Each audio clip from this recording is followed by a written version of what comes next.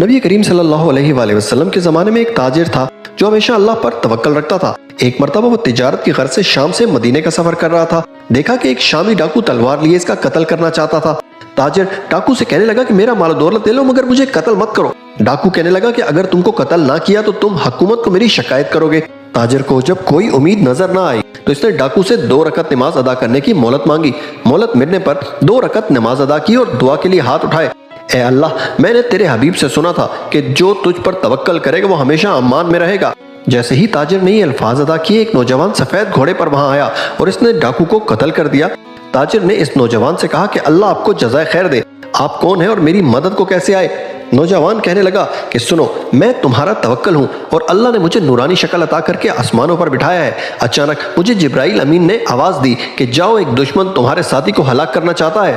یہ الفاظ سنتے ہی میں فوراً آپ کی مدد کو آ پہنچا۔ سبحان اللہ۔